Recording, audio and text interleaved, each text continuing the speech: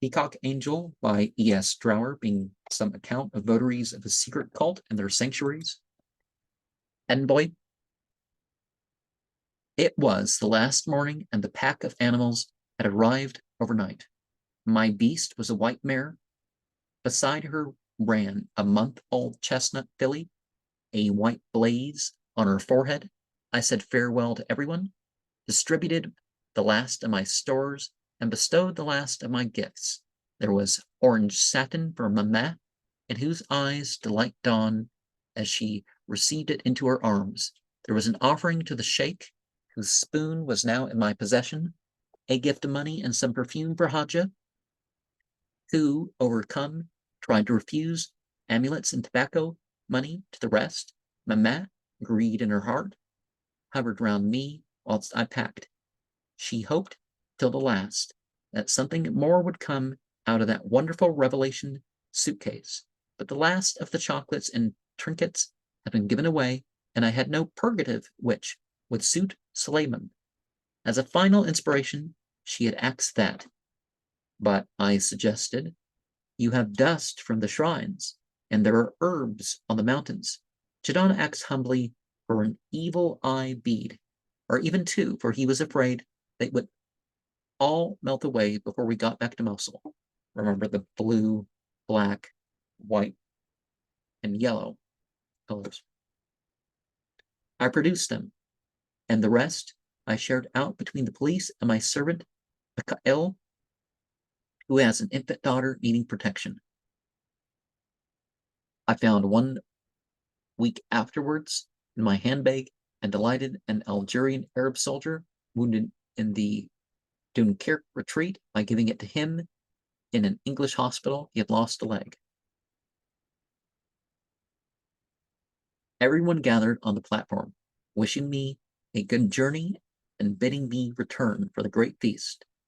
The white ladies were there, except the aged Norn, who was no doubt on her gray wall, weaving wicks for the temple lamps and spinning cobwebbed fancies in her bewildered old brain. Dea Kota smiled at me with great kindness. I asked her if she would remember me in her prayers at the shrine, and she said that she would. Her farewell was cordial and benevolent. There remained the last visit to the temple.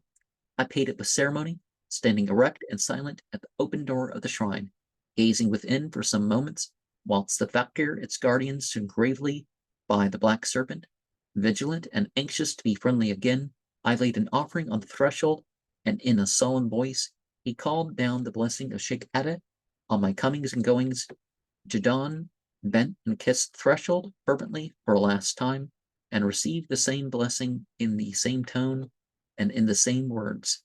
Then we turned, and when I said farewell to the fakir and offered my hand, it was as if a difference had never been between us. In the keeping of God, he said, we leave you in it. We rejoined and set off walking down the pilgrim's way and led the laden beasts behind us, picking their way for fear of slipping on the worn paving stones.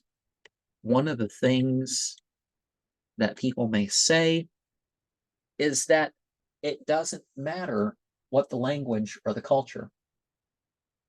The structure underneath is what one's going on. And of course, one of the things that we say, okay, if they're beyond morality in our sense, I mean, as a whole, but then again, as a group, they tend to have certain modesty and keeping things in marriage and all sorts of stuff that we would recognize in other religions. Then the stereotypes about Satanism are just not true if the Yazidi are Satanists. But that's a modern term. But we can say, you know, in the terms of these other faiths, it's, you know, definitely where that would be placed, wouldn't it?